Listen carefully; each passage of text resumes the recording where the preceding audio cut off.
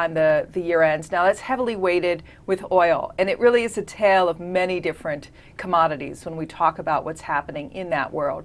Will prices rise in 2013 for the commodities you follow, the soft commodities? Yes, well, that's correct about the CRB index. We're focused more on the agricultural commodities on my team. And as you look across the entire commodities complex, you see that agricultural commodities tend to be less correlated with the broader economy. It's more of a defensive play. And this year, those commodities, not only has demand globally remained strong for food, but commodities this year in the softs complex, in grains and oilseeds specifically, saw a very large supply shock because of the worst drought in more than 50 years in the U.S. So if you're looking at grains and oilseeds and soft commodities, we actually are not looking at prices being down year to date, but up in the case of, for instance, soy meal up more than 40% since the beginning of this year. Does that continue through next year?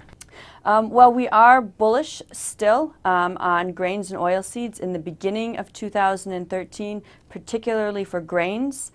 We think that demand rationing, using less of grains in particular as a result of the supply shock, has not fully been accounted for in current prices. So we think prices are going to continue to rise for grains in the beginning of next year in order to slow global consumption.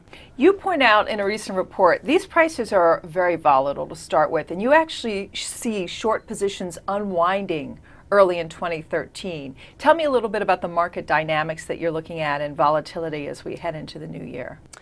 Well, at this stage of the game, we really don't have many buffer stocks, and we haven't had for a few years in the grains and oilseeds complex.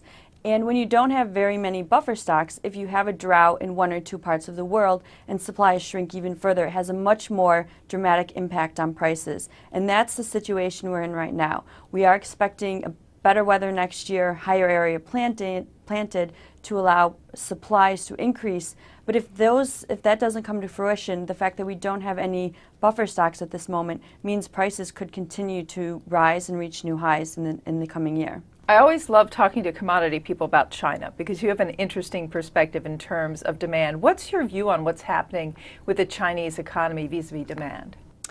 Well, China and I would say also India, in these countries, if you're looking at them from a demand perspective for many of the other commodities, energies, or metals, it's a bit of a different story.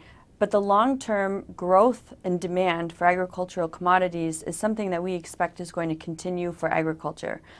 We're seeing them eat more protein, their incomes are rising, and this is something which is going to continue to fuel the growth for agricultural commodities globally, is the demand in these emerging economies, particularly China. What are some of the commodities you think in particular will reward investors in 2013 in terms of price gains? Well, at the moment in Q1 of 2013, we're probably most bullish on corn and wheat, the grains. We have seen a fairly strong move recently in soybeans, and we do expect that we'll have a large South American harvest for soybeans, which is going to allow those prices to ease.